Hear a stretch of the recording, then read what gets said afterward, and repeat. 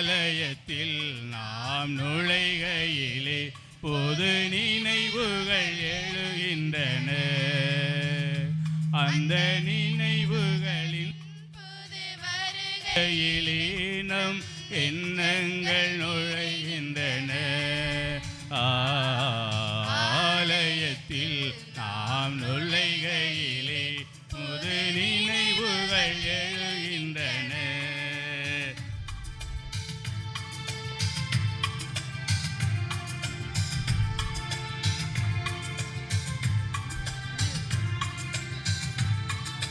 அன்பான மகனை பலி கொடுத்து ஆபிரகாம் இங்கே தெரிகின்றார். அன்பான மகனை பலி கொடுத்து ஆபிரகாம் இங்கே தெரிகின்றார். பண்பான ஆட்டினை பலிந்த ஆபேலும் இங்கே தெரிகின்றார். ஆலயத்தில் நாம் நுழைகையிலே புது நினைவுகள் எழுகின்றன. அந்த நினைவுகளின் புது வருகையிலே நம் நெஞ்சங்கள் எழுகின்றன. ஆலயத்தில் நாம் நுழைகையிலே புது நினைவுகள் எழுகின்றன.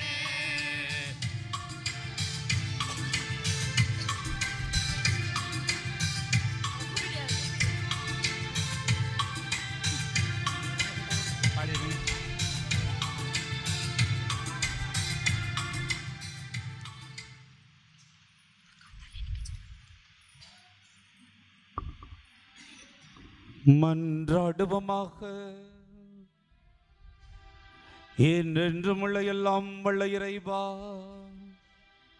தாழ்மையின் எடுத்துக்காட்டை மனித இனம் பின்பற்ற எங்கள் மீட்பரை மனித உடல் எடுக்கவும் சிலுவையை ஏற்றுக்கொள்ளவும் செய்தீரே. அதனால் நாங்கள் அவரது பொறுமையை கற்றுக்கொண்டு அவரது உயிர்ப்பில் பங்கேற்க தகுதி பெறுமாறு எங்களுக்கு கனிவாய் அருள்வீராக. உம்மோடு தூயாவியாரின் ஒன்றுப்பில் இறைவனாய் என்றென்றும் வாழ்ந்து ஆட்சி செய்கின்ற அவர் வழியாக உம்மை மன்றாடுகிறோம்.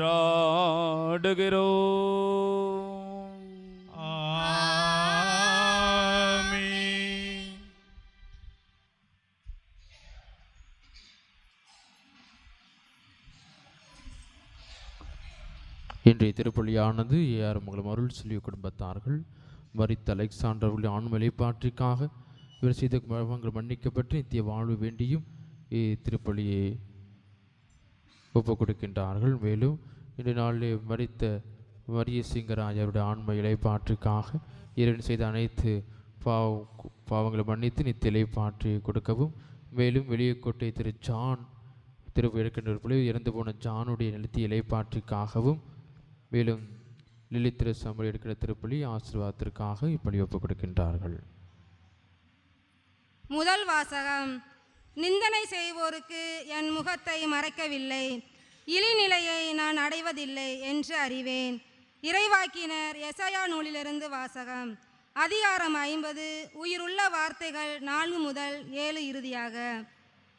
நலிந்தவனை நல்வாக்கால் ஊக்குவிக்கும் அறிவை நான் பெற்றிட ஆண்டவராகி என் தலைவர் கற்றோனின் நாவை எனக்கு அளித்துள்ளார். காலைதோறும் அவர் என்னை தட்டி எழுப்புகின்றார். கற்போர் கேட்பது போல் நானும் செவி கொடுக்க செய்கின்றார். ஆண்டவராகி என் தலைவர் என் செவியை திறந்துள்ளார். நான் கிளர்ந்தளவில்லை, விலகிச் செல்லவும் இல்லை. அடிப்போருக்கு என் முதுகையையும் தாடியை பிடுங்குவோருக்கு என் தாடையையும் ஒப்புவித்தேன். நிந்தனை செய்வோருக்கு காரி உமிழ்வோருக்கும் என் முகத்தை மறைக்கவில்லை. ஆண்டவராகி என் தலைவர் துணை நிற்கின்றார். நான் அவமானம் அடையேன். என் முகத்தை கற்பாரை ஆக்கி கொண்டேன். இழிநிலையை நான் அடைவதில்லை என்று அறிவேன். ஆண்டவர் வழங்கும் அருள்வாக்கு. அனைவரும் பாட வேண்டிய பல்லவி. என் இறைவா என் இறைவா ஏன் என்னை கை நெகிழ்ந்தீர். எல்லோரும் சேர்ந்து சொல்வோம். என் இறைவா என் இறைவா ஏன் என்னை கை நெகிழ்ந்தீர்.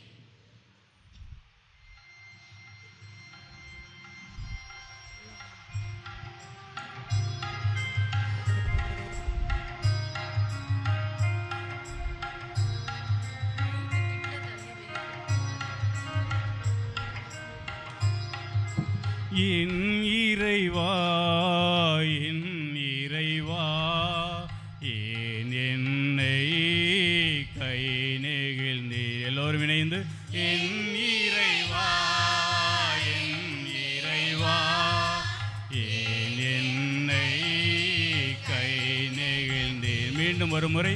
என் இறைவா என் இறைவா ஏன் என்னை கை நெகிழ்ந்தீர். என்னை பார்ப்போர் எல்லாரும் என்னை ஏளனம் செய்கின்றனர். உதட்டை பிதிக்கு தலையை அசைத்து ஆண்டவர் மீது நம்பிக்கை வைத்தானே அவர் இவனை மீட்கட்டும் என்கின்றனர். தாம் அன்பு கூர்ந்த இவனை அவர் விடுவிக்கட்டும் என்றார்கள். என் இறைவா என் இறைவா ஏன் என்னை கை நெகிழ்ந்தீர். மீண்டும் என் இறைவா என் இறைவா ஏன் என்னை கை நெகிழ்ந்தீர். தீமை செய்வோரின் கூட்டம் என்னை வளைத்து கொண்டது. நாய்கள் என அவர்கள் என்னை சூழ்ந்து கொண்டார்கள். என் கைகளையும் கால்களையும் துளைத்தார்கள். என் எலும்புகளை எல்லாம் நான் எண்ணிவிட முடியும். என் இறைவா என் இறைவா ஏன் என்னை கை நெகிழ்ந்தீர். என் இறைவா என் இறைவா ஏன் என்னை கை நெகிழ்ந்தீர்.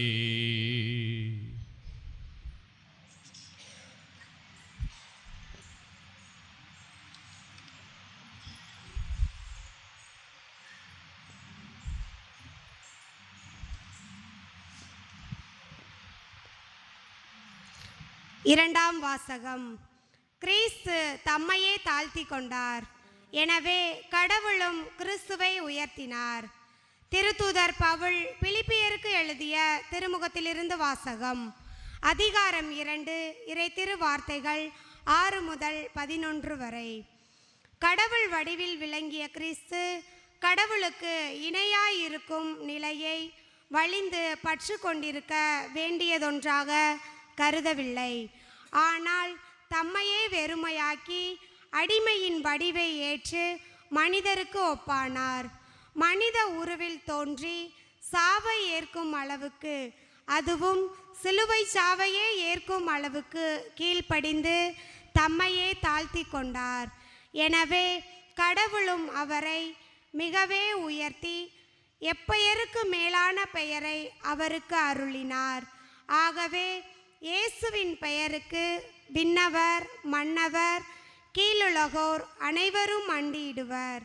தந்தையாம் கடவுளின் மாட்சிக்காக இயேசு கிறிஸ்து ஆண்டவர் என எல்லா நாவும் அறிக்கையிடும்.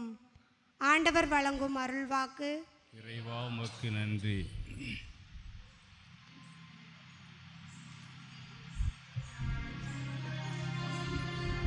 சாவை ஏற்கும் அளவுக்கு, அதுவும் சிலுவை சாவையே ஏற்கும் அளவுக்கு கீழ்ப்படிபவரானார்.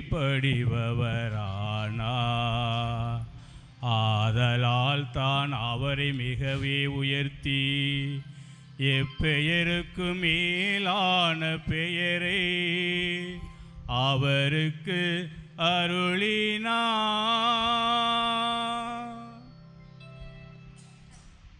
மத்தேயு எழுதியபடி நம் ஆண்டவராய் இயேசு கிறிஸ்துவின் திருப்பாடுகள்.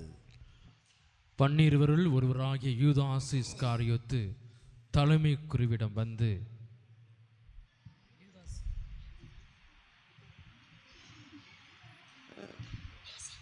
இயேசுவே, உங்களுக்கு நான் காட்டிக் கொடுத்தால் எனக்கு என்ன தருவீர்கள் என்று கேட்டான். அவர்கள் 30 வெள்ளிக்காசில் எண்ணி அவனுக்கு கொடுத்தார்கள். அது முதல் அவன் அவரை காட்டிக் கொடுப்பதற்கு வாய்ப்பு தேடிக்கொண்டிருந்தான். புளிப்பற்ற அப்ப விழாவின் முதல் நாளில் சீடர்கள் இயேசுவை அணுகி வந்து, நீ பாஸ்கா விருந்துண்ண நாங்கள் எங்கே ஏற்பாடு செய்ய வேண்டும் என விரும்புகிறேன் என்று கேட்டார்கள். இயேசு அவர்களிடம், நீங்கள் புறப்பட்டு நகருக்குள் சென்று இன்னாரிடம் போய், இது எனது நேரம் நெருங்கி வந்துவிட்டது, என் சீடர்களோடு உன் வீட்டில் பாஸ்கா கொண்டாட போகிறேன் என போதகர் கூறுகிறார் என சொல்லுங்கள் என்றார். இயேசு தங்களுக்கு பணித்தபடி சீடர்கள் செயல்பட்டு பாஸ்கா விருந்துக்கு ஏற்பாடு செய்தார்கள். மாலை வேளையானதும் அவர் 12 பந்தியில் அமர்ந்தார்.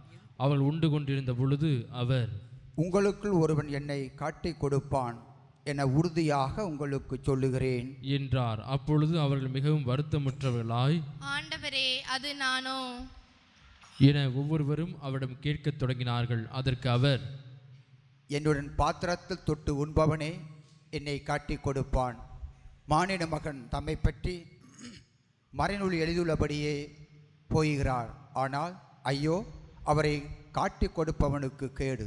அம்மனிதன் பிரவாதி இருந்தால் அவனுக்கு நலமாய் இருந்திருக்கும் என்றார். அவரை காட்டிக் கொடுத்த யூதாசும், ரவி, நானும் என அவரிடம் கேட்க இயேசு, நீயே சொல்லிவிட்டாய் என்றார். அவர்கள் உணவு அறிந்து கொண்டிருந்த பொழுது இயேசு அப்பத்தை எடுத்து கடவுளை போற்றி அதை பெற்று சீடருக்கு கொடுத்து, இதை பெற்று உண்ணுங்கள், இது எனது உடல் என்றார். பின்பு கிண்ணத்தை எடுத்து கடவுளுக்கு நன்றி செலுத்தி அவர்களுக்கு கொடுத்து, இதில் உள்ளதை அனைவரும் பருகுங்கள், ஏனெனில் இது எனது உடன்படிக்கையின் இரத்தம், பலருடைய பாவ மன்னிப்புக்காக சிந்தப்படும் இரத்தம்.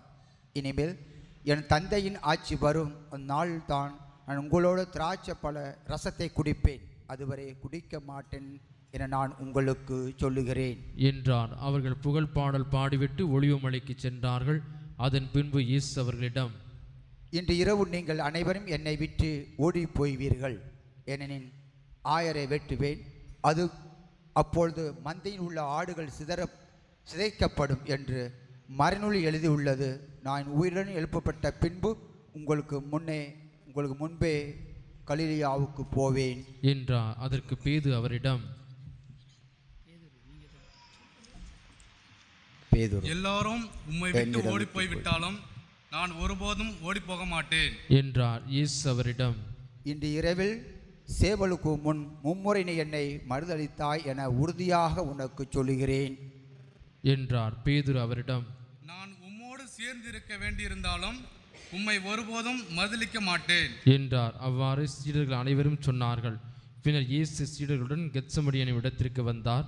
அவர், நான் அங்கே போய் இறையிடம் வேண்டும் வரை இங்கே அமர்ந்திருங்கள் என்று அவரிடம் கூறி பேதுருவையும் செவதியின் மக்கள் இருவரையும் தம்முடன் கூட்டிச் சென்றார். அப்போது அவர் துயரமும் மனக்கலக்கும் அடையத் தொடங்கினார். அவர், எனது உள்ளம் சாவு வருமளவுக்கு ஆழ்ந்த துயரம் கொண்டுள்ளது, நீங்கள் என்னோடு இங்கேயே தங்கி விழித்திருங்கள் என்று அவரிடம் கூறினார். பிறகு அவர் சற்று அப்பால் சென்று முகங்குப்புற விழுந்து, என் தந்தையை, முடிந்தால் துன்பக்கினம் என்னை விட்டு அகலட்டும், ஆனாலும் என் விருப்பப்படி அல்ல, உன் விருப்பப்படியே நிகழட்டும் என்று கூறி இறைவனிடம் வேண்டினார். அதன் பின்பு அவர் சீடரிடம் வந்து அவள் உறங்கிக் கொண்டிருப்பதைக் கண்டு பேதுருவிடம், ஒரு மணி நேரம் கூட என்னோடு விழித்திருக்க உங்களுக்கு வலுவில்லையா? உங்கள் மனம் ஆர்வமுடையதுதான், ஆனால் உடல் வலுவற்றது. எனவே சோதனைக்கு உள்படாதிருக்க விழித்திருந்து இறைவனிடம் வேண்டுங்கள் என்றார். மீண்டும் சென்று, என் தந்தையை, நான் குடித்தால் என்னை துன்பக்கிண்ணம் அகல முடியாது என்றால் உமது விருப்பப்படியே ஆகட்டும் என்று 2ஆம் முறையாக இறைவனிடம் வேண்டினார். அவர் திரும்பவும் வந்தபோது சீடர்கள் உறங்கிக் கொண்டிருப்பதைக் கண்டார். அவருடைய கண்கள் தூக்க கலக்கமாயிருந்தன.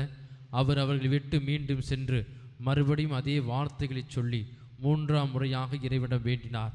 பிறகு சீடர்களிடம் வந்து, இன்னும் உறங்கி ஓய்வெடுக்கின்றீர்களா? பாருங்கள், நேரம் நெருங்கி வந்துவிட்டது. மானிட மகன் பாவிகளின் கையில் ஒப்புவிக்கப்படுகிறார். எழுந்திருங்கள், போவோம். இதோ என்னை காட்டி கொடுப்பவன் நெருங்கி வந்துவிட்டான் என்று கூறினார். இயேசு தொடர்ந்து பேசிக் கொண்டிருந்த போது 12 ஒருவனாய் யூதாஸ் அங்கு வந்தான். அவனோடு குருக்களும் மக்களின் மூப்பர்களும் அனுப்பிய பெருங்கூட்டம் வாள்களோடும் தடிகளோடும் வந்தது. அவரை காட்டி கொடுக்க இருந்தவன் இஸ்காரியத்து, நான் ஒருவரை முத்தமிடுவேன், அவர்தாம் இயேசு, அவரை பிடித்து கொள்ளுங்கள் என்று அவளிடம் அடையாளம் சொல்லியிருந்தான். அவன் நேராக இயேசுவிடம் சென்று, ரவி வாழ்க என கூறிக்கொண்டே அவரை முத்தமிட்டான். இயேசு அவனிடம், தோழா, எதற்காக வந்தாய் என்று கேட்டார். அப்பொழுது அவர்கள் இயேசுவை அணுகி அவரை பற்றி பிடித்து கைது செய்தனர். உடனே இயேசுவோடு இருந்தவருள் ஒருவர் தமது கையை நீட்டி வாளை உருவி தலைமை குருவின் பணியாளரை தாக்கி அவருடைய காதை துண்டித்தார். அப்பொழுது இயேசு அவரிடம், உனது வாளை அதன் உரையில் போடு, ஏனெனில் வாளை எடுப்போர் அனைவரும் வாளால் அழிந்து போவார்.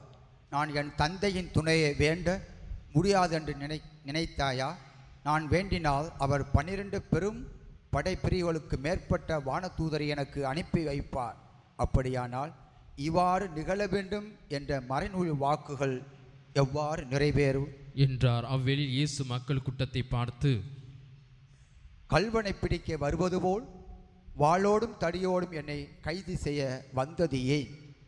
நான் நாளுதோறும் கோயில் அமர்ந்து கற்பித்து கொண்டிருந்தேன், நீங்கள் என்னை பிடிக்கவில்லை. இறைவாக்கினர் எழுதியவை நிறைவேறவே இவை அனைத்தும் நிகழ்கின்றன என்றார். அப்பொழுது சீடர்கள் எல்லாரும் அவரை விட்டுவிட்டு தப்பி ஓடினார்கள். இயேசுவை பிடித்தவர்கள் அவரை தலைமை குரு கயவாவிடம் கூட்டிச் சென்றார்கள். அங்கே மறைநூல் அறிஞரும் மூப்பர்களும் கூடி வந்தார்கள். பேதுரு தொலையில் அவரை பின்தொடர்ந்து தலைமை குருவின் வீட்டு முற்றம் வரை வந்து வழக்கின் முடிவை பற்றி தெரிந்து கொள்வதற்காக உள்ளே நுழைந்து காவலரோடு உட்கார்ந்திருந்தார். தலைமை குருக்களும் தலைமைச் சங்கத்தார் அனைவரும் இயேசுவுக்கு மரண தண்டனை விதிக்க அவருக்கு எதிராக பொய் சாட்சி தேடினர். பல பொய் சாட்சிகள் முன்வந்தும் ஏற்ற சாட்சி கிடைக்கவில்லை. இறுதியாக 2 முன்வந்தனர். அவர்கள், இவன் கடவுளுடைய திருக்கோவிலை இடித்து அதை 3 நாளில் கட்டி எழுப்ப என்னால் முடியும் என்றான் என்று கூறினார்கள். அப்பொழுது தலைமை குரு எழுந்து அவரிடம், இவர்கள் உனக்கு எதிராக கூறு சான்றுக்கு மறுமொழி கூற மாட்டாயா என்று கேட்டார். ஆனால் இயேசு பேசாதிருந்தார்.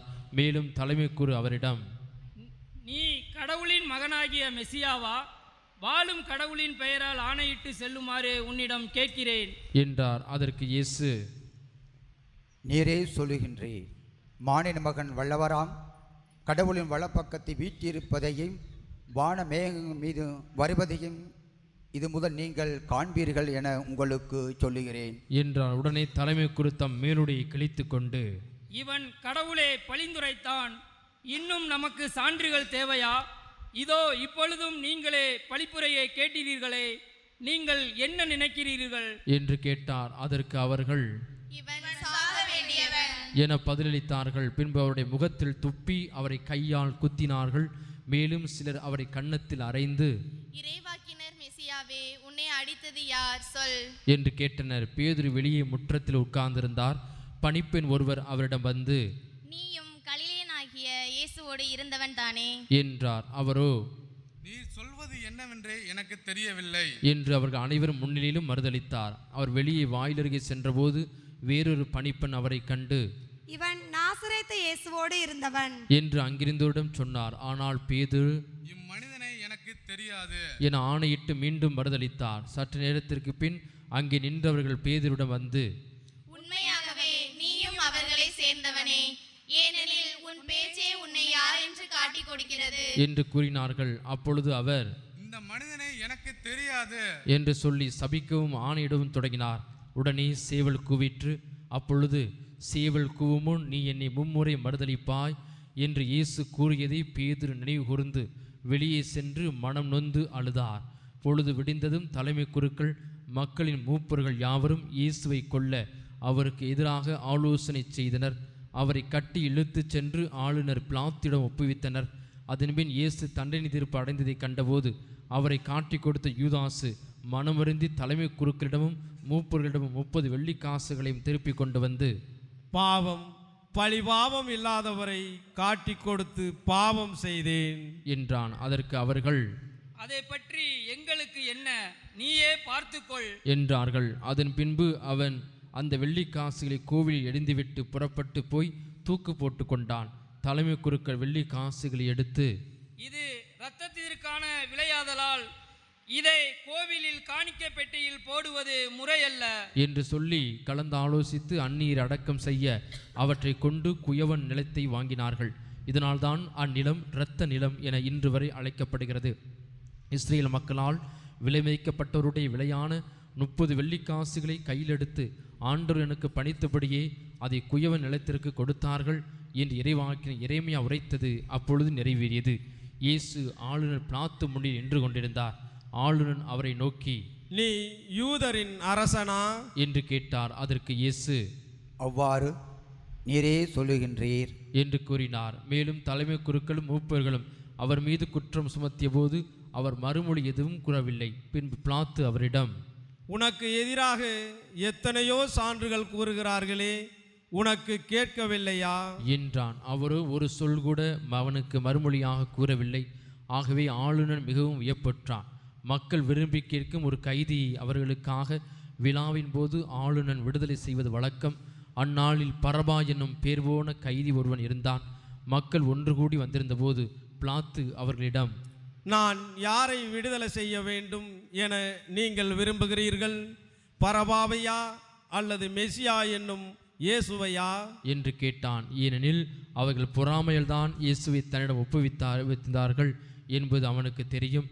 பிலாத்து நடுவர் இருக்கையின் மீது அமர்ந்திருந்த பொழுது அவருடைய மனைவி அவரிடம் ஆள் அனுப்பி, அந்த நேர்மையாளரின் வழக்கில் நீர் தலையிட வேண்டாம், ஏனெனில் அவர் பொருட்டு இன்று கனவில் மிகவும் துன்புற்றேன் என்று கூறினார். ஆனால் தலைமை குருக்களும் மூப்பர்களும் பரபாவை விடுதலை செய்ய கேட்கவும் இயேசுவை தீர்த்து கட்டவும் கூட்டத்தினரை தூண்டிவிட்டார்கள். ஆளுநர் இவர்களை பார்த்து, இவ்விருவரில் யாரை விடுதலை செய்ய வேண்டும்?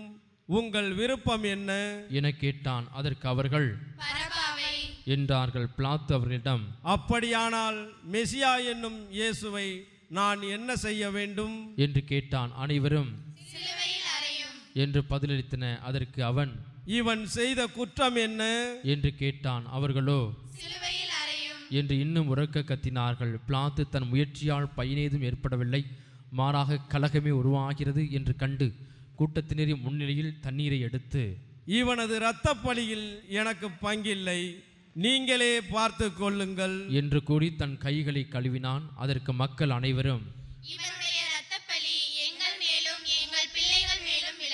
என்று பதில் கூறினர். அப்போது அவன் பரபாவை அவர் விருப்பத்திற்கிணங்க விடுதலை செய்தான். இயேசுவை கசையால் அடித்து சிலுவையில் அறையுமாறு ஒப்புவித்தான். ஆளுநரின் படைவீரர் இயேசுவை ஆளுநர் மாளிகைக்கு கூட்டிச் சென்று அங்கிருந்த படைப்பிரிவினர் அனைவரையும் அவர் முன் ஒன்று கூட்டினர். அவருடைய ஆடைகளை உரிந்து கருஞ்சிவப்பு நிறமுள்ள தளர் அங்கியை அவருக்கு அணிவித்தனர். அவர்கள் ஒரு முள்முடி பின்னி அவரது தலையின் மேல் வைத்து அவருடைய வலக்கையில் ஒரு கோலை கொடுத்து அவர் முன் முழந்தாள் படியிற்று என்று சொல்லி ஏளனம் செய்தனர். அவர் மேல் துப்பி அக்கோலை எடுத்து அவருடைய தலையில் அடித்தனர். அவரை ஏளனம் செய்தபின் அவர் மேல் இருந்த தளரங்கியை கலற்றிவிட்டு அவருடைய ஆடைகளை அணிவித்து அவரை சிலுவையில் அறைவதற்காக இழுத்துச் சென்றனர். அவர்கள் வெளியே சென்றபோது சிரேன் ஊரைச் சேர்ந்த சீமோன் என்ற பெயருடைய ஒருவரை கண்டார்கள். இயேசுவின் சிலுவையை சுமக்கும்படி அவரை கட்டாயப்படுத்தினார்கள். மண்டையோட்டு இடம் எனும் பொருள்படும் கொல்கதாவுக்கு வந்தார்கள். இயேசுவுக்கு கசப்பு கலந்த திராட்சை ரசத்தை குடிக்க கொடுத்தார்கள். அவர் அதை சுவை பார்த்தபின் குடிக்க விரும்பவில்லை. அவர்கள் அவரை சிலுவையில் அறைந்த பின்பு குழுக்கள் முறையில் அவருடைய ஆடைகளை பங்கிட்டு கொண்டார்கள். பின்பு அங்கே உட்கார்ந்து காவல் காத்தார்கள். அவரது தலைக்கு மேல் அவரது மரண தண்டனைக்கான காரணத்தை எழுதி வைத்தார்கள். அதில் இவன் யூதரின் அரசனாகிய இயேசு என்று எழுதப்பட்டிருந்தது. அதன் பின் அவருடைய வலப்புறம் ஒருவனும் இடப்புறம் ஒருவனுமாக 2 கல்வர்களை அவருடன் சிலுவையில் அறைந்தார்கள். அவ்வழியே சென்றவர்கள் தங்கள் தலைகளை அசைத்து, கோவிலை இடித்து 3 நாளில் கட்டி எழுப்புகிறவனே, உன்னையே விடுவித்துக்கொள்.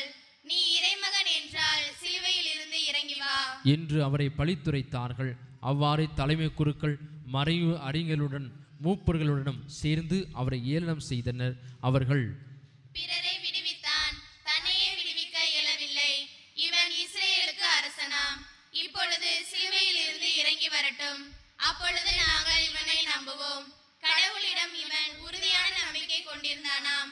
அவர் விரும்பினால் இப்பொழுது இவனை விடுவிக்கட்டும், நான் இறைமகன் என்றானே என்று கூறினார்கள். அவ்வாறே அவரோடு சிலுவையில் அறையப்பட்டிருந்த கள்வர்களும் அவரை இகழ்ந்தார்கள். நண்பகல் 12 மணி முதல் பிற்பகல் 3 மணி வரை நாடு முழுவதும் இருள் உண்டாயிற்று. 3 மணி அளவில் இயேசு,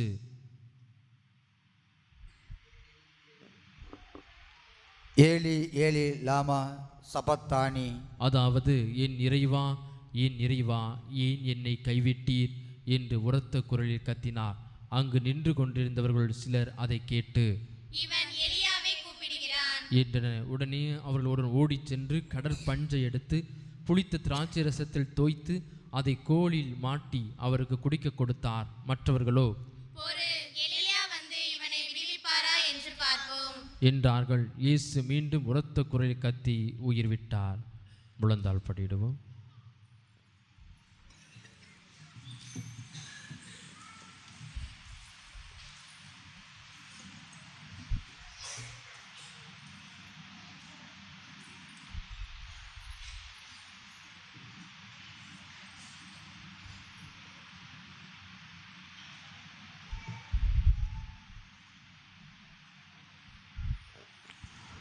அதே நேரத்தில் திருக்கோவிலின் திரை மேலிருந்து கீழ்வரை 2ஆக கிழிந்தது. நிலம் நடுங்கியது, பாறைகள் பிளந்தன, கல்லறைகள் திறந்தன. இறந்த இறைமக்கள் பலரின் உடல்கள் உயிருடன் எழுப்பப்பட்டன. இயேசுவின் உயிர்த்தெழுதலுக்கு பின்பு இவர்கள் கல்லறைகளிலிருந்து வெளியே வந்து எருசலேம் திருநகரத்திற்கு சென்று பலருக்கு தோன்றினார்கள். நூற்றுவத் தலைவரும் அவரோடு இயேசுவை காவல் காத்தவர்களும் நிலநடுக்கத்தை நிகழ்ந்த யாவற்றையும் கண்டு மிகவும் அஞ்சி, இவர் உண்மையாகவே இறைமகன் என்றார்கள். கலிலேயா வந்து இயேசுவை பின்பற்றி அவருக்கு பணிவிடை செய்து வந்த பல பெண்களும் அங்கிருந்தார்கள். அவர்கள் தொலையில் நின்று உற்று நோக்கி கொண்டிருந்தார்கள். அவர்களுடைய மகதலா மரியாவும் யாக்கோபு யோசேப்பு ஆகியோரின் தாய் மரியாவும் செபதேயின் மக்களுடைய தாயும் இருந்தார்கள். மாலை வேளையானதும் அரிமத்தியா ஊரைச் சேர்ந்த யோசேப்பு என்னும் பெயர் கொண்ட செல்வர் ஒருவர் அங்கே வந்தார். அவரும் இயேசுவுக்கு சீடராயிருந்தார். அவர் பிலாத்திடம் போய் இயேசுவின் உடலை கேட்டார். பிலாத்தும் அதை கொடுத்துவிட கட்டளையிட்டான். யோசேப்பு அவ்வுடலை பெற்று தூய்மையான மெல்லிய துணியால் சுற்றி தமக்கென்ன பாறையில் வெட்டியிருந்த புதிய கல்லறையில் கொண்டு போய் வைத்தார். அதன் வாயிலில் ஒரு பெருங்கல்லை உருட்டி வைத்துவிட்டு போனர். அப்பொழுது மகதலா மரியாவும் வேறொரு மரியாவும் அங்கே கல்லறைக்கு எதிரே உட்கார்ந்திருந்தனர். மறுநாள், அதாவது ஆயத்த நாளுக்கு அடுத்த நாள், தலைமை குருக்களும் பரிசேயர்களும் பிலாத்திடம் கூடி வந்தார்கள். அவர்கள், ஐயா, அந்த எத்தன் உயிருடன் இருந்த பொழுது 3 நாளுகளுக்கு பின்பு நான் உயிருடன் எழுப்பப்படுவேன் என்று சொன்னது எங்களுக்கு நினைவில் இருக்கிறது. ஆகையால் 3 நாள் வரை கல்லறையை கருத்தாய் காவல் செய்ய கட்டளையிடும். இல்லையெனில் அவருடைய சீடர்கள் ஒருவேளை வந்து அவன் உடலை திருடி சென்று விட்டு இறந்த அவர் உயிருடன் எழுப்பப்பட்டார் என்று மக்களிடம் சொல்ல நேரிடும். அப்பொழுது முந்தின ஏமாற்று வேலையை விட பிந்தினது மிகுந்த கேடு விளைவிக்கும் என்றன. அதற்கு பிலாத்து அவர்களிடம், உங்களிடம் காவல் வீரர்கள் இருக்கிறார்கள், நீங்களே போய் உங்களுக்கு தெரிந்தபடி கருத்தாய் காவல் செய்யுங்கள் என்றார். அவர்கள் போய் கல்லறையை மூடியிருந்த கல்லுக்கு முத்திரையிட்டு காவல் வீரரை கொண்டு கருத்தாய் காவல் செய்ய ஏற்பாடு செய்தார்கள். அமைதியாக அமருவோம். ஓலைகளை சிலுவை செய்கிறத நிப்பாட்டிட்டு இறை வார்த்தைக்கு செவியிடுங்க. ஓலைகளை அப்படியே கீழே படுக்க போடுங்க, படுக்க வைங்க. சின்ன பிள்ளைகளை கவனிங்க, சிலுவை செய்கிற விட்டுட்டு கவனிங்க.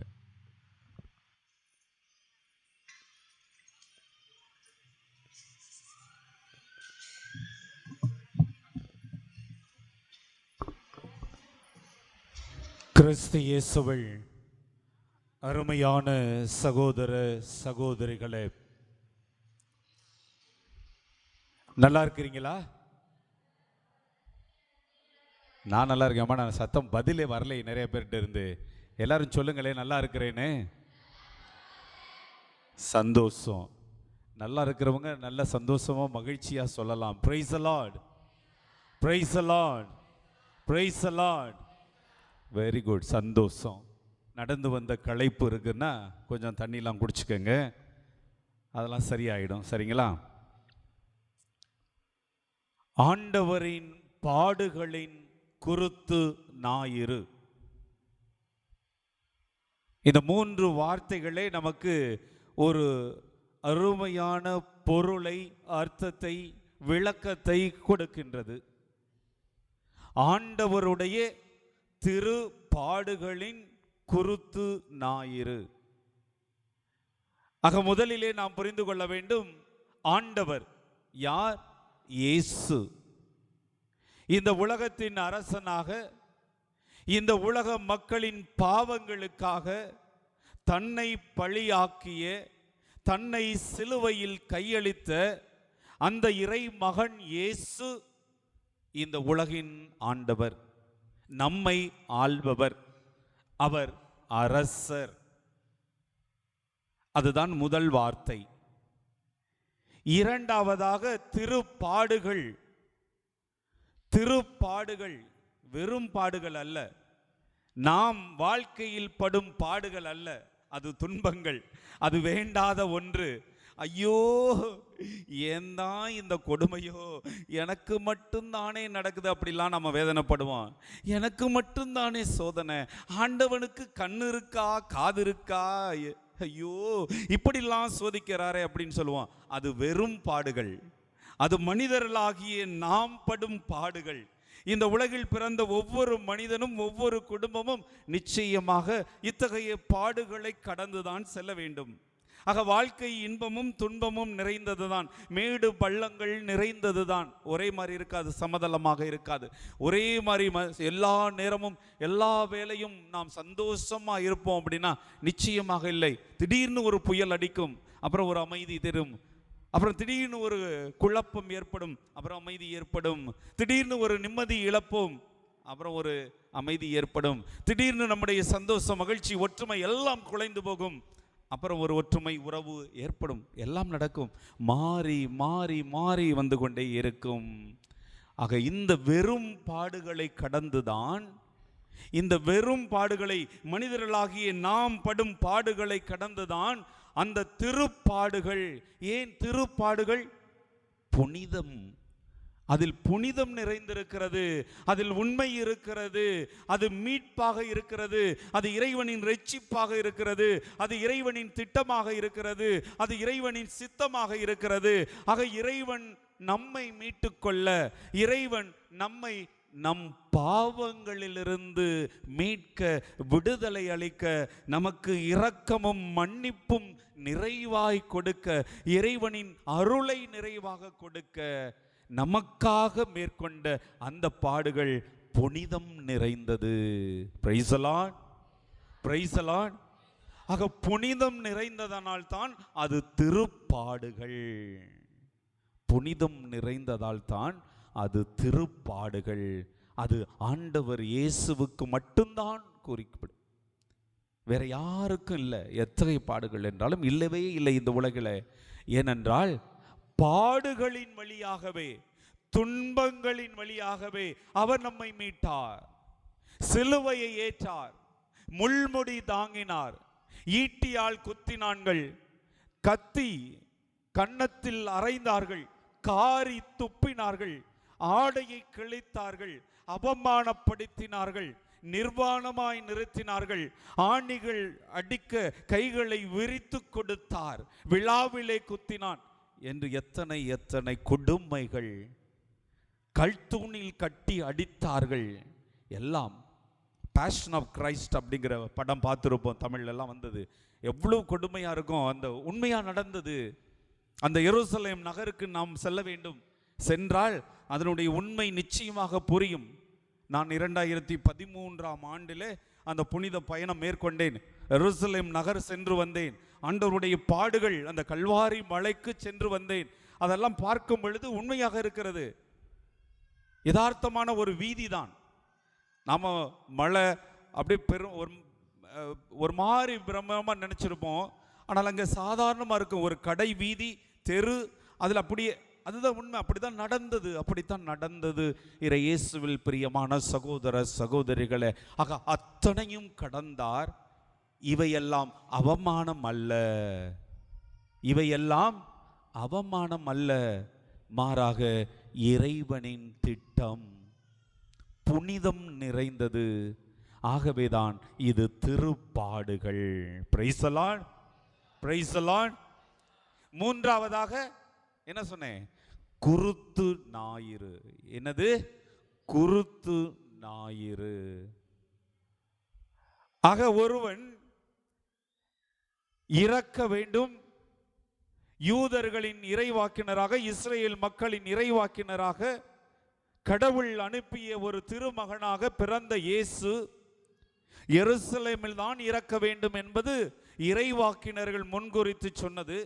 ஆகவே அவர் நாசரேத்தில் பிறந்தவர் என்றாலும் எருசலேமுக்கு இந்த குருத்து ஒலை பவனி செல்லுகிறார். இறைவனின் திட்டப்படியே தன்னை எருசலேம் நகரில் கையளிக்க, தன் உயிரை கொடுக்க, அந்த இறைவனின் திட்டத்தை, மீட்பு திட்டத்தை நிறைவேற்ற அவர் தன்னை கையளிக்கிறார் என்பதுதான் இந்த குருத்து ஞாயிறு. குருத்தோலைகள், ஒளிவ மர கிளைகள்.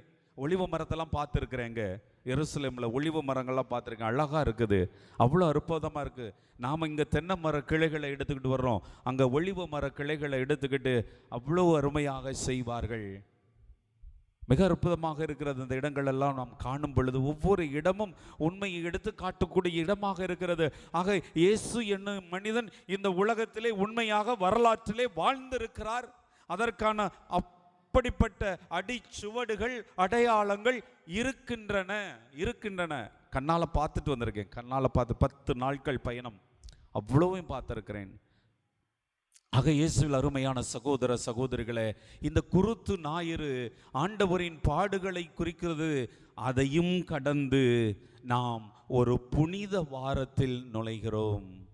இந்த தவக்காலத்தின் நிறைவாக, முடிவல்ல, நிறைவு. ஆக ஒன்று தொடங்கி அது ஒன்றிலே நிறைவடைகிறது, ஆக முழுமை பெறுகிறது. ஆக இந்த தவக்காலம் முழுமை பெறுவது இந்த புனித வாரத்தில் தான். ஆக இது புனிதப்படுத்தும் புனித வாரம். ஒரு பவனி தான் வந்தோம். இந்த பவனியும் இன்னொன்றையும் நமக்கு குறித்து காட்டுகிறது. என்ன என்று சொன்னால், நாம் இந்த உலகிலே திருப்பயணிகள்,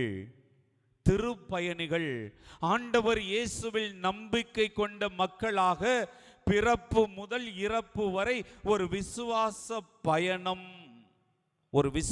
பயணம். ஆகவேதான் திருப்பயணிகள்.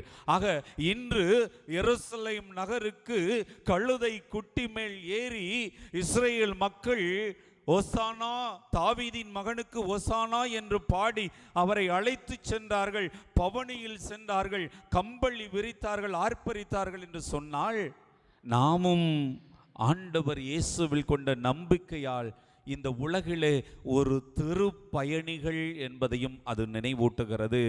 ஆக நம்முடைய திருப்பயணமும் ஆண்டவர் இயேசுவிலே நிறைவடைகிறது. ஆகவே நாம் அவரோடு இறந்து உயிர் பெற வேண்டும் என்பதுதான் உண்மையாகவும் ஆகிறது. ஆகவே இந்த குருத்தோலை பவனி புனித வாரத்துக்கு நம்மை இட்டு செல்லுகிறது. தவக்காலத்தின் வழியாக நிறைவை அடைய நம்மை வழி நடத்தி செல்லுகிறது. ஆக புனிதப்படுத்தும் புனித வாரத்திற்குள் நுழைகிறோம். விடுதலை தரும் புனித வாரத்துக்கு நுழைகிறோம். மீட்பை பெறும் புனித வாரத்துக்கு நுழைகிறோம். இறைவனின் இரக்கத்தை, இறைவனின் அருளை, ஆசிரை பெற நாம் கடந்து வருகிறோம். கடத்தல், பாஸ்கா என்ற அந்த வார்த்தைக்கு பொருளே கடத்தல் என்பது பொருள். கடத்தல்லாம் எதையாவது கடத்திட்டு போறதில்ல, கடந்து வருதல், ஒன்றிலிருந்து இன்னொன்றுக்கு கடந்து வருதல். ஆக அப்படிப்பட்ட ஒரு நிலைதான் இன்று திரு அவை நமக்கு கற்றுத்தருகிறது. இறை இயேசுவில் அருமையான சகோதர சகோதரிகளே, ஆக இப்படிப்பட்ட ஒரு விடுதலை தரும் நாளை கொண்டாடும் புனிதப்படுத்தும் புனித வாரத்துக்குள் நுழையும் இந்த வேளையிலே இறை இயேசுவில் பிரியமான சகோதர சகோதரிகளே, ஒன்றை மற்றும் அடிப்படையாக வைத்து நான் உங்களோடு நான் 5 கருத்துக்களை பகிர்ந்து கொள்ள விரும்புகிறேன். 5 கருத்துக்களை பகிர்ந்து கொள்ள விரும்புகிறேன். ஒரு பொருள், இன்றைக்கு இந்த குருத்தோலை பவனியில் கழுதை குட்டி பயன்படுத்தப்பட்டது. கழுதை குட்டி பயன்படுத்தப்பட்டது. வாசகத்தில் கூட கேட்டோம், நீங்க போங்க, அங்கே கழுதை குட்டி கட்டப்பட்டிருக்கும், அதை அவிழ்த்து கொண்டு வாருங்கள் என்று சொன்னாங்க. அப்ப முதலிலே கேள்வி, ஏன் கழுதை குட்டி? ஏன் கழுதை குட்டி? Why God has to choose the donkey? நம்ம வீட்டில் கூட கழுதைன்னு திட்டுவோம் பிள்ளைகள் எல்லாம்.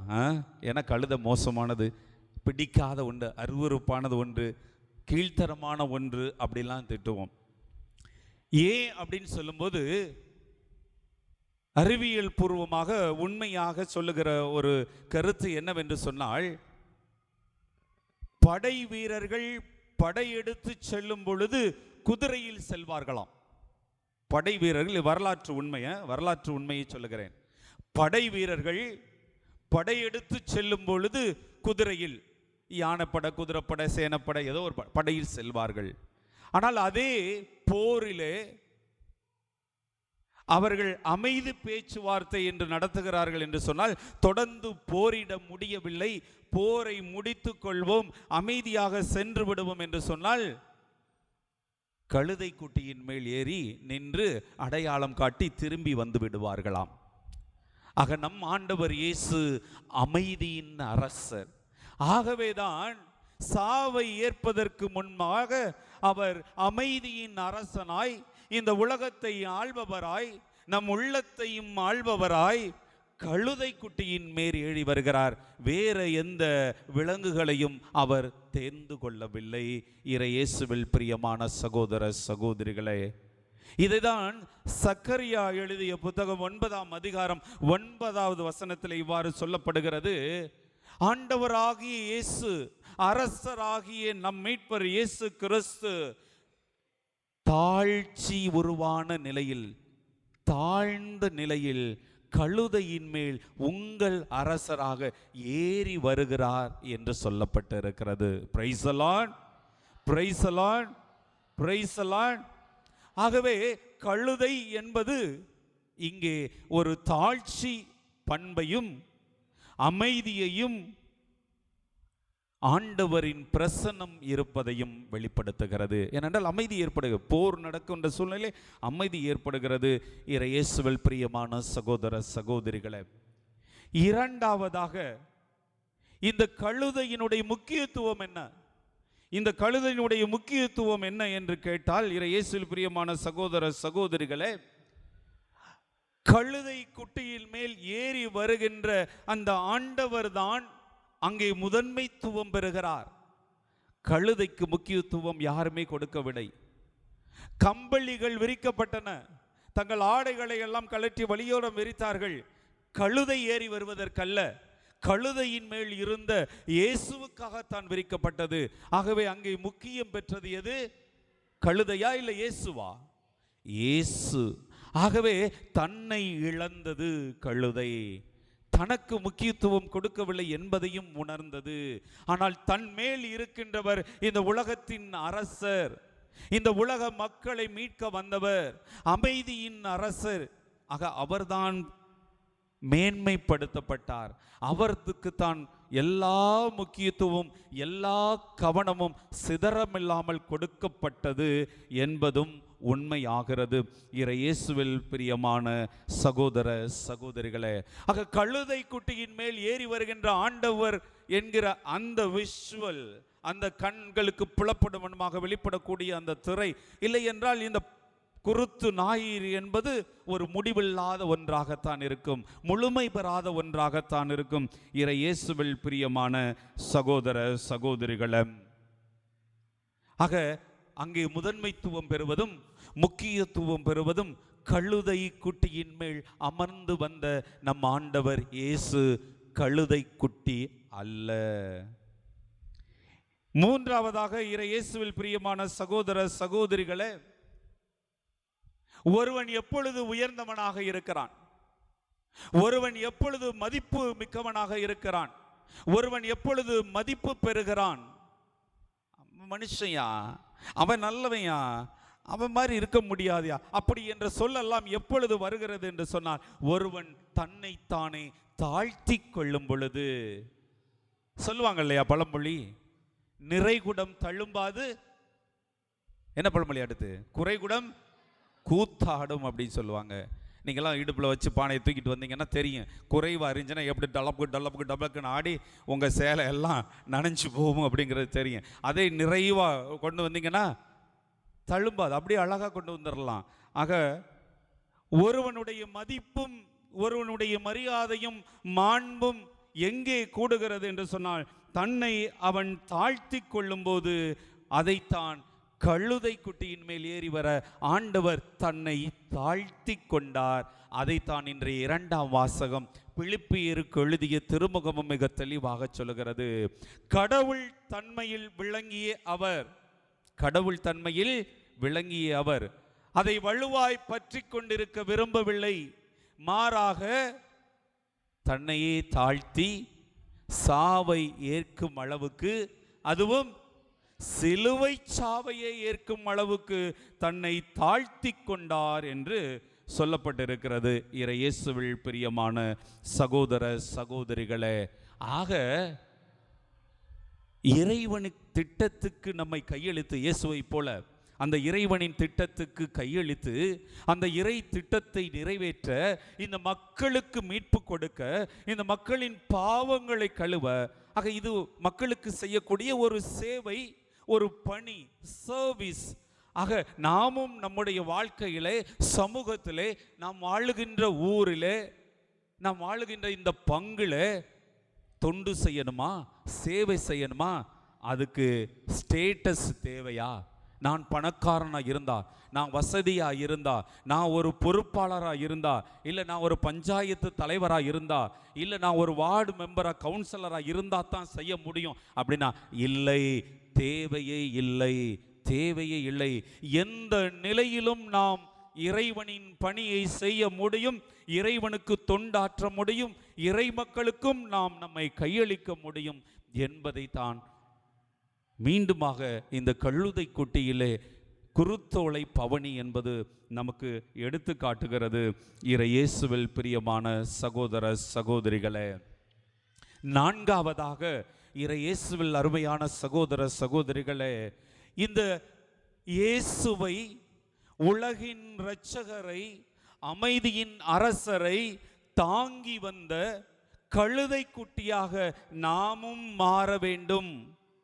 இந்த கழுதை குட்டியாக நாமும் வார வேண்டும். இயேசுவில் பிரியமான சகோதர சகோதரிகளே, இன்றைய உலகத்திலே நாம் செய்வதை பிறருக்கு வெளிப்படுத்த வேண்டும், பிறர் என்னை பார்க்க வேண்டும், பிறர் என்னை பாராட்ட வேண்டும் என்று புகழையும் பெருமையும் தேடி தேடி அலைகிறோம். அதற்காக எல்லாவற்றையும் செய்கிறோம். ஆனால் நம் பெருமை பாராட்டுவதை விட நம்மை படைத்த, நம்மை மீட்ட, நமக்காக உயிரை கொடுத்த அந்த இறைவன் மாட்சிப்படுத்த வேண்டும், மாட்சிப்படுத்தப்பட வேண்டும். அதனால தான் எல்லா பல இடங்களில் இந்த இயேசு சபை குருக்களுடைய விருது வாக்கு, இயேசு சபையினுடைய குருக்களுடைய விருது வாக்கு எனக்கு ரொம்ப பிடிச்சது. ஏன்னா இயேசு சபையில் தான் பல வருடங்கள் படித்தேன், அதனால் நன்றாக தெரியும்.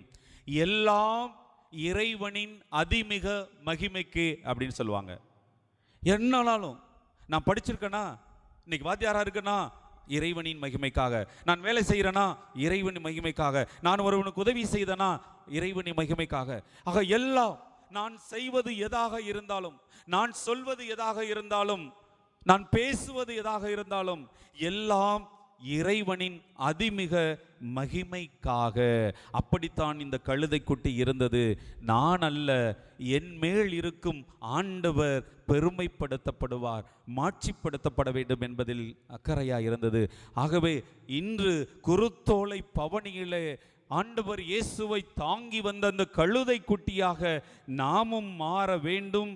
இயேசுவில் பிரியமான சகோதர சகோதரிகளே, ஆக என்னை பார், சில இடங்களில் படங்கள் பார்த்துருப்பீங்கள்ல, என்னை பார் யோகம் வரும் அப்படின்னு கழுதை படத்தை போட்டிருப்பாங்க இல்லையா.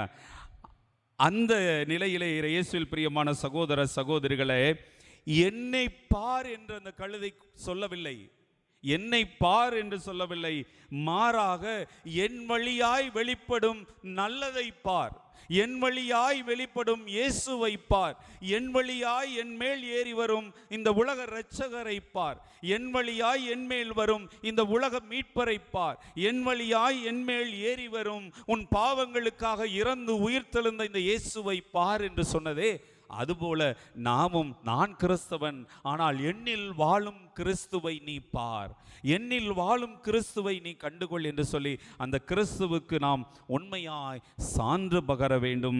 இயேசுவில் பிரியமான சகோதர சகோதரிகளே, இறுதியாக ஐந்தாவதாக இயேசுவில் பிரியமான சகோதர சகோதரிகளே, இந்த கழுதை காட்டுவது ஒரு 4 பண்புகள்.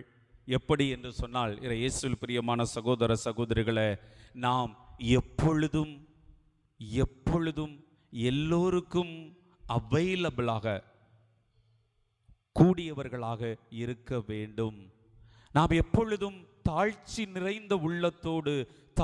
நிறைந்த உள்ளத்தோடு தாழ்மையான பண்போடு இறைவன் முன்னிலையில் நம்மை தாழ்த்தி கொண்டு வாழ வேண்டும்.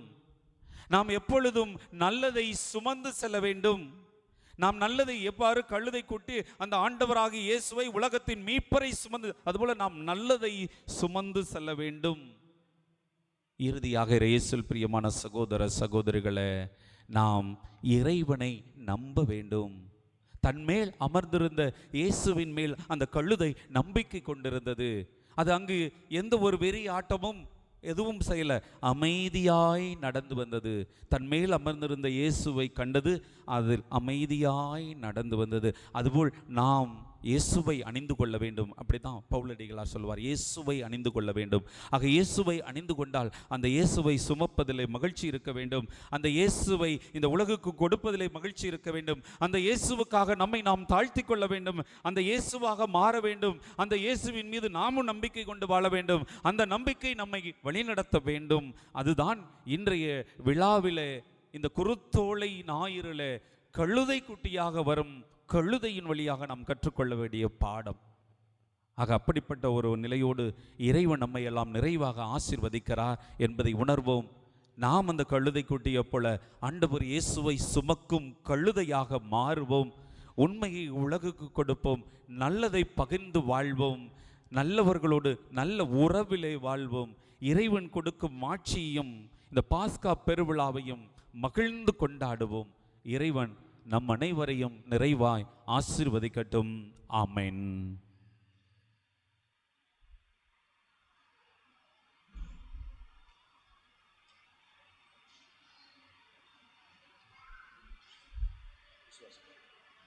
அனைவரும் எழுந்து நின்று நமது விசுவாசத்தை அறிக்கையிடுவோம்.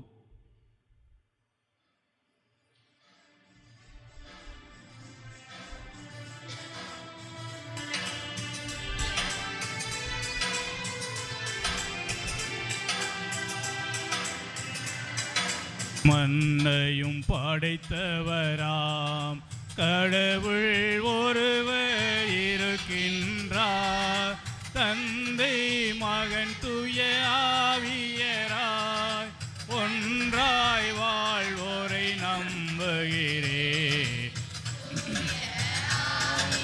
வல்லமையால் இறை மகன் மனுக்காய் மனிதரானார், கன்னி மரியிடம் பிறந்தவராம் இயேசுவை உறுதியாய் நம்புகிறேன்.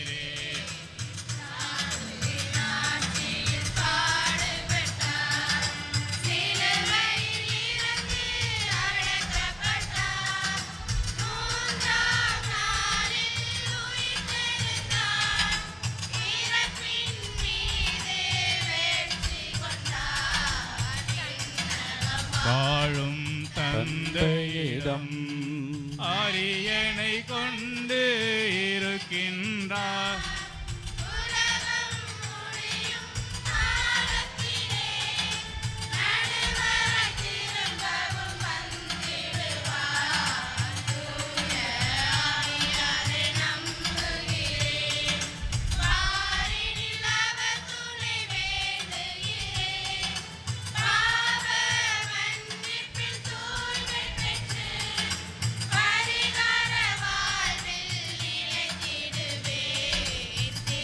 அவை உரைப்பதை நம்புகிறே, புனிதர்கள் உறவை நம்புகிறே, உடலின் உயிர்ப்பை நிலை வாழ்வை உறுதியுடனே நம்புகிறே. ஆ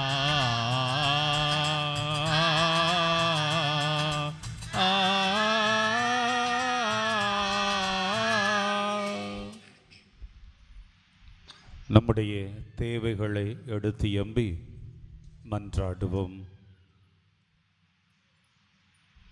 அருள் பொழிவு செய்து அரவணைக்கும் இறைவா, உம் திருமகன் கிறிஸ்துவின் உன்னத பணியை ஒவ்வொரு நாளும் ஓப்புடன் ஆற்ற உம்மால் அருள்பொழிவு செய்யப்பட்டுள்ள எங்கள் திருத்தந்தை, ஆயர்கள், துறவியர், பொதுநிலையினர் அனைவருக்கும் நீர் நிறைவாக ஆசீரளித்து காத்து வழிநடத்த வேண்டும் என்று இறைவா உம்மை மன்றாடுகின்றோம். ஆண்டவரே, எங்கள் மன்றாட்டை கேட்டருளும். தாயினும் மேலாய் தயவுடன் காக்கும் தந்தையே இறைவா, எம் தாய்நாட்டு பணிகளில் தலைமை பொறுப்பேற்று ஆட்சி புரியும் அமைச்சர்கள், அதிகாரிகள் அனைவருக்கும் உமது பேரருளை அளித்து அவர்கள் நாட்டு மக்கள் அனைவருக்குமான நல்ல திட்டங்களை வகுத்து முன்மாதிரியுடன் செயல்படுத்தி முன்னேற்ற பாதையில் நாட்டை வழிநடத்த வேண்டும் என்று இறைவா உம்மை மன்றாடுகின்றோம். எங்கள் மன்றாட்டை கேட்டருளும். பகிர்ந்து வாழ தூண்டும் பரம்பொருளே இறைவா, பெற்றதை பகிர்வது நற்குணங்களில் முதன்மையானது என்பதை நினைவு கூர்ந்து எமது பொருள்கள், திறமைகள், ஆலோசனைகளை பிறருடன் பகிர்ந்து வாழவும், அதன் வழியாக எம் பகுதியில் பசிப்பினி போன்ற துன்பங்களில் இருந்து மக்கள் விடுபட்டு நலமான வாழ்வு வாழவும் அருள் புரிய வேண்டும் என்று இறைவா உம்மை மன்றாடுகின்றோம். நிறைவாழ்வின் நெஞ்ச தேடலே இறைவா, உம் திருமகனது உயிர்ப்பு பெருவிழாவை ஆவலுடன் எதிர்நோக்கியிருக்கும் நாங்கள் எங்களது அன்றாட பணிகளுக்கிடையே நிறைவாழ்வின் ஊற்றான உம்மை தேடும் விதத்தில் தானம், தர்மம், நோன்பு, தியானம் போன்ற செயல்களை விரும்பி நிறைவேற்ற வெற்றி காண வேண்டும் என்று இறைவா உம்மை மன்றாடுகின்றோம்.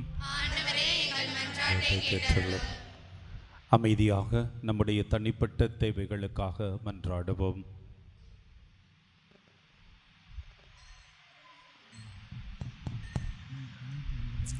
அனைத்தையும் படைத்தாலும் பரமனே எம் இறைவா, பிள்ளைகள் என்ற உரிமையோடு உம்மிடம் எடுத்து எம்பி எமது தேவைகளை நீர் அறிந்தவராயிருக்கிறீர். உம் பிள்ளைகள் எங்களுக்கு எவ்வரம் தேவையோ அவற்றையே எங்கள் வாழவும் வளரவும் செய்தருளும். எங்கள் ஆண்டவராகிய இயேசு கிறிஸ்து வழியாக உம்மை மன்றாடுகிறோம்.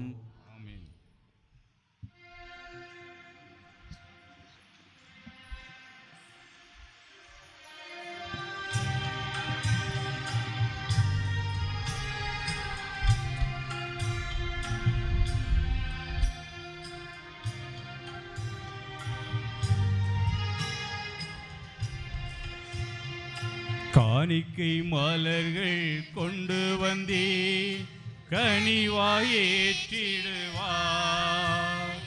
கரையுள்ள இதயங்கள் அர்ப்பணித்தே காயங்கள் ஆற்றிடுவார். காணிக்கை மலர்கள் கொண்டு வந்தே கனிவாய் ஏற்றிடுவார். கரையுள்ள இதயங்கள் அர்ப்பணித்தே காயங்கள் ஆற்றிடுவார். ஊடலும் குருதியும் பலியில் மலரும் உன்னத நிகழ்வாய் மாற்றிடுவாய். ஊடலும் குருதியும் பணியில் நனரும் உன்னத நிகழ்வாய் மாற்றிடுவாய். அர்ப்பணித்தேன் அர்ப்பணித்தேன் மனிதம் கலந்திடும் பலியினை. அர்ப்பணித்தேன் அர்ப்பணித்தேன் மனிதம் கலந்திடும் பலியினை. தேவநிலையாய் மாற்றிடுமே தேவநிலையாய் மாற்றிடுமே. காணிக்கை மலர்கள் கொண்டு வந்தே கனிவாய் ஏற்றிடுவார். கரையுள்ள இதயங்கள் அர்ப்பணித்தே காயங்கள் ஆற்றிடுவார்.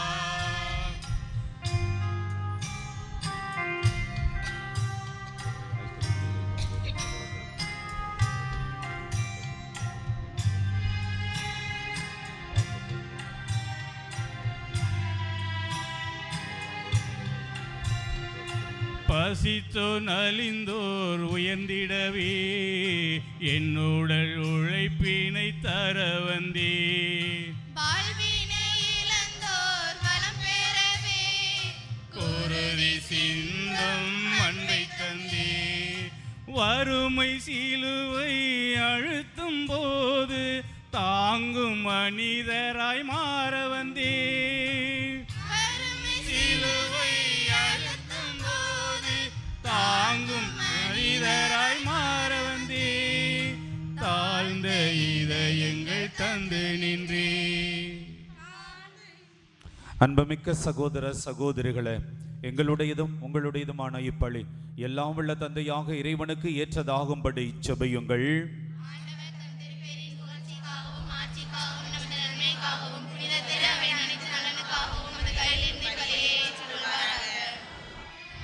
ஆண்டவரே, உம் ஒரே திருமகனின் பாடுகளால் நீர் எம் மீது கொண்டுள்ள இரக்கம் நெருங்கி வருவதாக.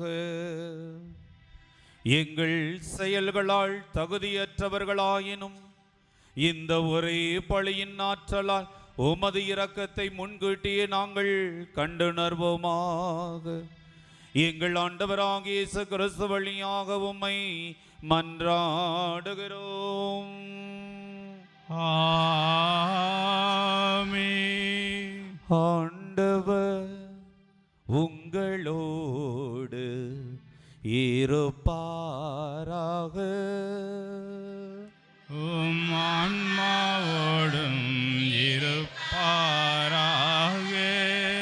இதயங்களை மேலே எழுப்புங்கள்.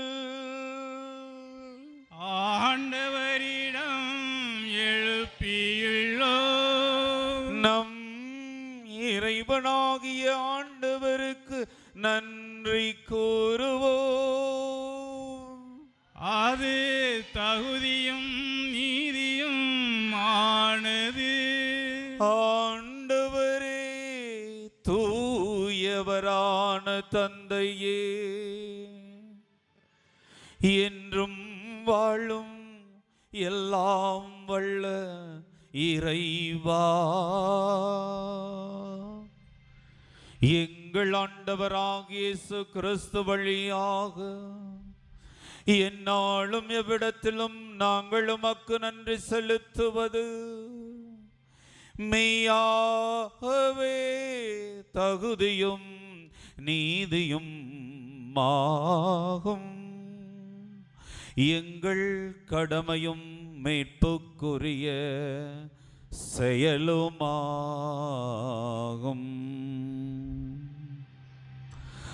மாசற்ற கிறிஸ்து பாவிகளுக்காக பாடுபடவும் தீயோரின் மீட்புக்காக நிதியாக தீர்ப்பிடப்படவும் திருவுளமானா. அவரது இறப்பு எங்கள் பாவங்களை போக்கியது. அவரது உயிர்த்தெழுதல் எங்களை உமக்கு ஏற்புடையவர்களாய் ஆக்கியது. ஆகவே நாங்கள் வானதூதர் அனைவரோடும் சேர்ந்து உம்மை புகழ்ந்து போற்றி அக்களித்து கொண்டாடி ஆர்ப்பரித்து பாடுவதாவது.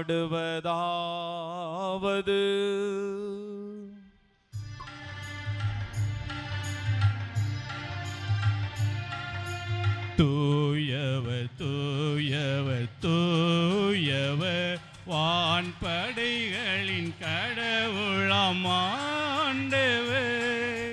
விண்ணகமும் மன்னகமும் உமது மாட்சியால் நிறைந்துள்ளன. உன்னதங்களிலே ஓசன்னா, உன்னதங்களிலே ஓசன்னா. ஆண்டவர் பேரால் வருகிறவர் ஆசி பெற்ற. உன்னதங்களிலே ஓசன்னா, உன்னதங்களிலே ஓசன்னா.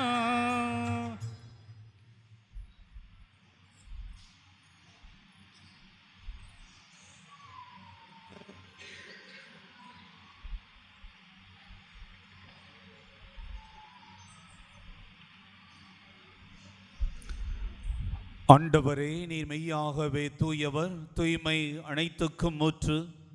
ஆகவே உம்முடைய ஆவியை பொழிந்து இக்காணிக்கைகளை புனிதப்படுத்த உம்மை வேண்டுகிறோம். இவ்வாறு எங்கள் ஆண்டவர் இயேசு கிறிஸ்துவின் உடலும் இரத்தமுமாக எங்களுக்கு இவை மாறுவனவாக. அவர் பாடுபட உளம் கனிந்து தம்மை கையளித்த போது அப்பத்தை எடுத்து வாழ்த்துரைத்து அதை பிட்டு தம் சீடருக்கு கொடுத்து அவர் கூறியதாவது,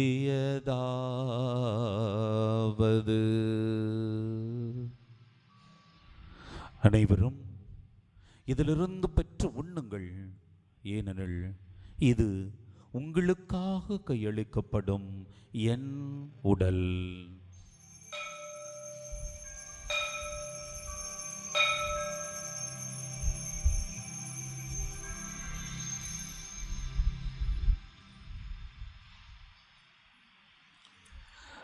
அவ்வண்ணமே உணவருந்தியபின் கிண்ணத்தையும் எடுத்து நன்றி கூறி தம் சீடர்களுக்கு கொடுத்து அவர் கூறியதாவது,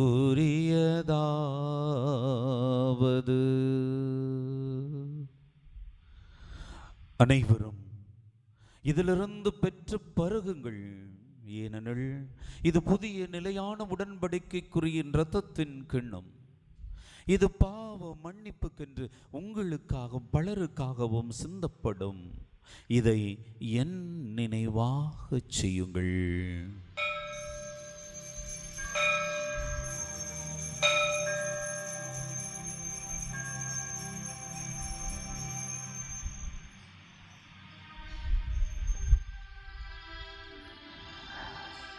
நம்பிக்கையின் மறை பொருள். ஆண்டவரே, நீர் வருமளவும் உமது இறப்பினை அறிக்கையிடுகின்றோம், உமது உயிர்ப்பினையும் எடுத்துரைக்கின்றோம்.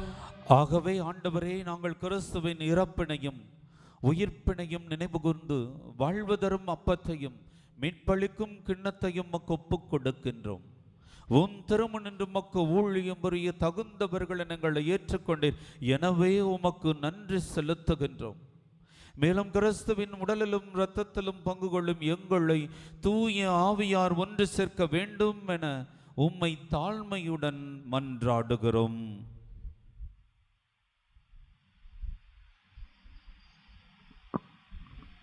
ஆண்டவரே, உலகெங்கும் பரவிருக்கும் திரு அவையை நினைவை கூர்ந்தருளும். எங்கள் திருத்தந்தை இல்லையோ, எங்கள் ஆய லூர்த ஆனந்தம் எல்லா திருநிலையினர் ஆய அனைவரோடும் திரு அவை அன்பின் நிறைவு பெற செய்தருளும். வானகத்தந்தி, எங்களுடைய கிராமத்தில் வாழ்ந்து இறந்த அனைத்து ஆன்மாக்களுக்காக வேண்டுவோம். யாரும் நினையாத ஆன்மாக்களுக்காகவும் வேண்டுவோம். இவர்கள் அனைவரும் ஒளியும் அமைதியும் உள்ள இடத்தில் இருந்து எங்களுக்காக இவர்கள் பரிந்து பேசுகின்றார்கள் என்ற விசுவாசத்தோடு நம்பிக்கையோடு தொடர்ந்து வேண்டுவோம். மேலும் உயிர்த்தெழும் எதிர்நோக்குடன் துயில் கொள்ளும் எங்கள் சகோதர சகோதரிகளையும் இறந்தோர் அனைவரும் இரக்கத்தின் நினைவு கூர்ந்து திருமுகல் ஒளி ஏற்றருளும். எங்கள் அனைவரும் மீது இரக்கமாயிரும். கடவுளின் கன்னித்தாயான புனித மரியா, அவருடைய கணவரான புனித யோசேப்பு, திருதூதர்கள், எங்கள் பங்கின் பாதுகாவலான அந்தோனியார், இவ்வுலகில் முக உகந்தவராக வாழ்ந்து இருந்த புனிதர்கள் அனைவருடன் நாங்கள் நிலை வாழ்வில் பங்கு கொள்ள தகுதி பெறும் பொருட்டு திருமகன் இயேசு கிறிஸ்து வழியாக உம்மை புகழ்ந்தேர்த்து வரும் அருள உம்மை மன்றாடுகின்றோம்.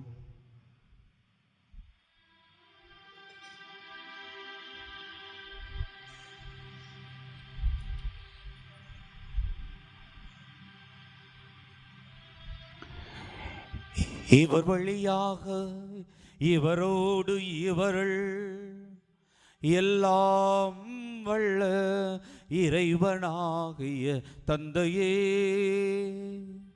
தூய ஆவியாரின் ஒன்றிப்பில் எல்லா புகழும் ஆட்சியும் என்றென்றும் உமக்கு உரியதே.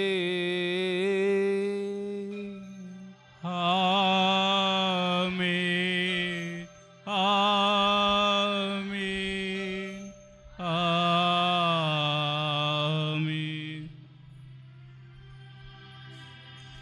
இறை அருள் வேண்டுவோம். இறைமகன் இயேசு நமக்கு கற்றுக் கொடுத்தவாறு ஜெபிப்போம். விண்ணுலகில் இருக்கிற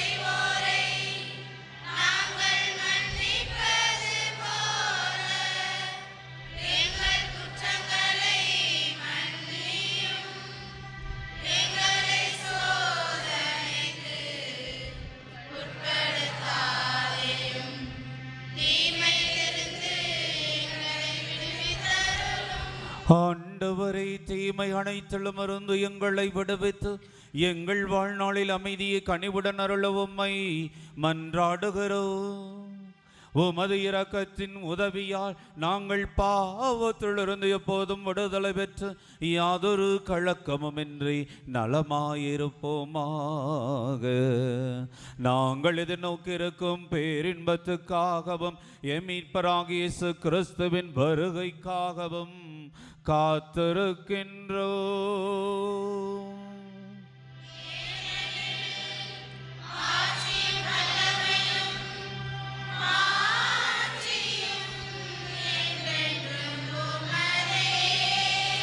ஆண்டவரே இயேசு கிறிஸ்துவே, அமைதியை உங்களுக்கு விட்டுச் செல்லுகிறேன். என் அமைதியை, உலகம் தர முடியாத சமாதானத்தை நான் உங்களுக்கு கொடுக்கிறேன் என்று உம்முடைய திருத்தூதர்கள் வழியாக மொழிந்தேன். கூடி செபிக்கும் எங்கள் ஒவ்வொருடைய குற்றம், குறைகள், பாவங்கள் இவை அனைத்தையும் பாராமல் நாங்கள் உன் மீது கொண்ட விசுவாச நம்பிக்கையை மட்டுமே கண்ணோக்கி உமது திருவுளத்துக்கு ஏற்ப எங்களுக்கு அமைதியும் ஒற்றுமையும் மகிழ்ச்சியும் அளித்தருள திருவுளம் கொள்வீராக. என்றென்றும் வாழ்ந்து ஆட்சி செய்கின்றவர் நீரே. ஆண்டவர் இயேசு அருளும் அமைதி உங்கள் அனைவரோடும் இருப்பதாக. ஆன்மாவோடும் இருப்பதாக. இறைவன் அருளும் அமைதியை ஒருவரோடு பகிர்ந்து மகிழ்வோம். சமாதானம்.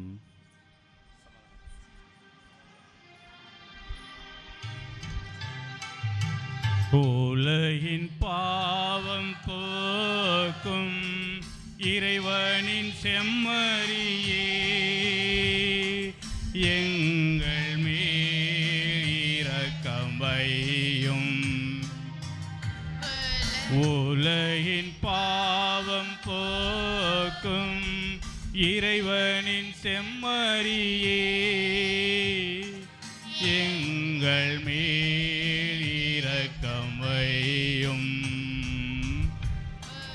உலகின் பாவம் போக்கும் இறைவனின் செம்மறியே, எங்கள் அமைதி அருளும். இதோ இறைவனின் செம்மறி, இவரே உலகின் பாவங்களை போக்குகின்றவர். தன்னுடைய திருப்பாடுகளின் வழியாய் நம்மை மீட்டு கொண்ட தேவன் உணவாக உடைபட்டு உடைந்த நம் உள்ளங்களுக்கு உரு கொடுக்க மருந்தாக திருவிருந்தாக வருகிறார். அவரே விருந்தாகும் இந்த தெய்வீக பலியில் பங்கு பெறும் நாம் அனைவருமே பேறு பெற்றோர்.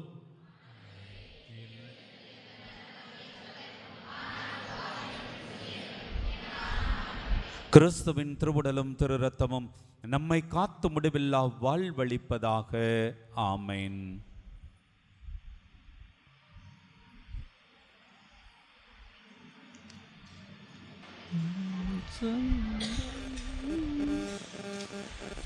என் சொந்தம் நீயே, என் வாழ்வும் நீயே, இன்னமும் ஆனாய் நீயே, எல்லாம் ஆனாய் நீயே, எனக்கு எல்லாம் ஆனாய் நீயே.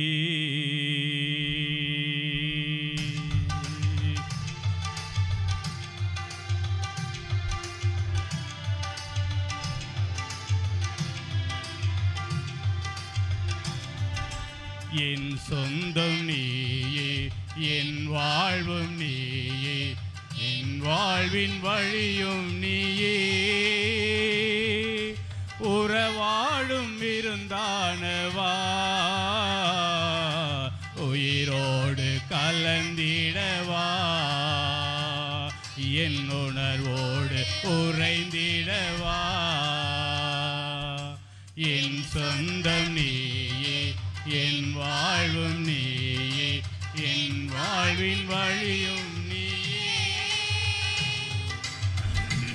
ஆடும் விருந்தானவா, உயிரோடு கலந்திடவா, என் உணர்வோடு உறைந்திடவா.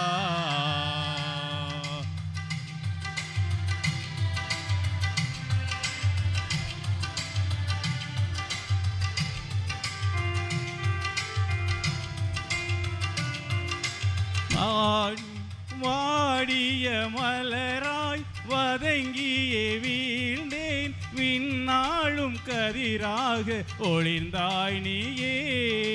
வாடிய வதங்கியே வீழ்ந்தேன், விண்ணாளும் கதிராக ஒளிர்ந்தாய் நீயே.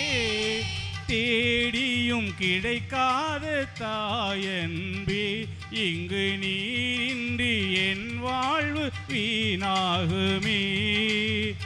தேடியும் கிடைக்காத தாயன்பே, இங்கு நீரின்றி என் வாழ்வு வீணாகுமே.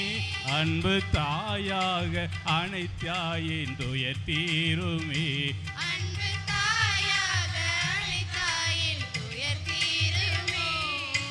என் சொந்தம் நீயே, என் வாழ்வும் நீயே, என் வாழ்வின் வழியும் நீயே,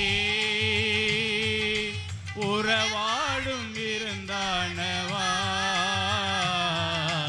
உயிரோடு கலந்திடவா.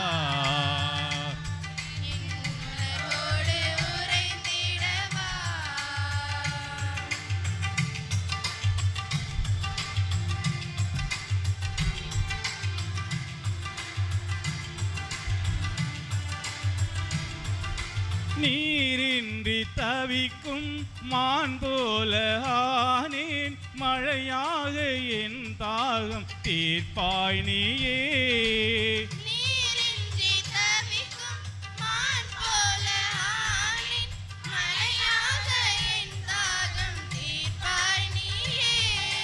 ஒரு வார்த்தை சொன்னாலே போதும் அன்பே, எனதுயிர் மனமொழி வாழ்ந்திடுமே. ஒரு வார்த்தை சொன்னாலே போதும்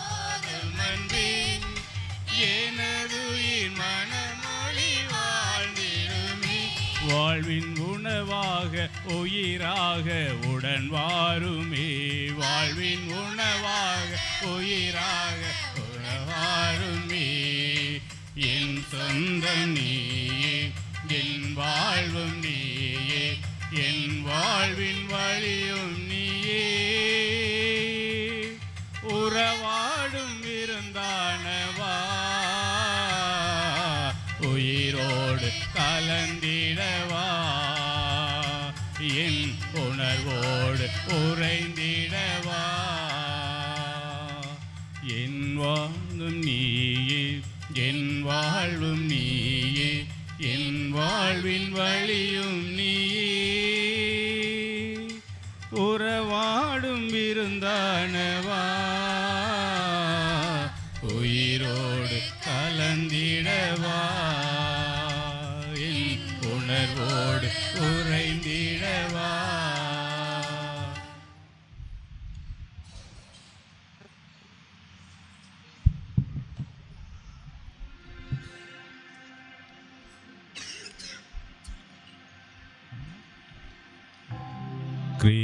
கிறிஸ்துவின் ஆன்மாவே உரித்தமாக்கும், கிறிஸ்துவின் உடலே என்னை மீட்டருளும். கிறிஸ்துவின் திரு இரத்தமே எனக்கு எழுச்சியூட்டும். கிறிஸ்துவின் விழாவின் தண்ணீரே என்னை கழுவிடுமே. கிறிஸ்துவின் பாடுகளே என்னை தேற்றிடுமே. ஓ நல்ல இயேசுவே, எனக்கு செவி சாயும். உம் திரு காயங்களுள் என்னை மறைத்தருளும். உம்மிடமிருந்து என்னை பிரிய விடாதேயும். தீய பகைவரிடமிருந்து என்னை காத்தருளும். எனது இறப்பின் வேளையில் என்னை அழைத்தருளும். உம்மிடம் வர எனக்கு கட்டளையிட்டருளும். புனிதர்களோடு எக்காலமும் உம்மை புகழச் செய்யும்.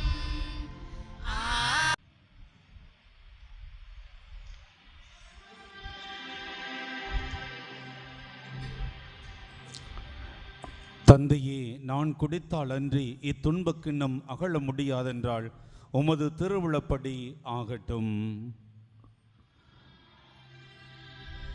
நன்றி கோரி மன்றாடுவோமாக. ஆண்டவரே, புனித கொடைகளால் நிறைவு பெற்ற நாங்கள் உம்மை பணிவுடன் வேண்டுகிறோம். அதனால் நாங்கள் நம்புவதை உம் திருமகனின் நிரப்பினால் எதிர்நோக்கி இருக்கச் செய்த நீ, நாங்கள் நாடுவதை அவர் உயிர்ப்பினால் வந்தடைய செய்வீராக. எங்கள் ஆண்டவராகிய இயேசு கிறிஸ்து வழியாக உம்மை மன்றாடுகிறோம்.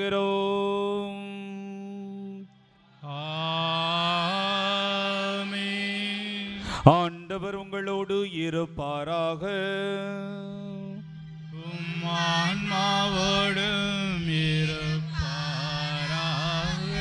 எல்லாம் வல்ல இறைவன் தந்தை, மகன், தூயாவியார் உங்கள் அனைவரையும் ஆசீர்வதிப்பாராக. ஆமென். இறைவனின் அன்பிலும் நம் பாதுகாவலர் அந்தோணியாரின் பரிந்துரையிலும் சென்று வாழுங்கள்.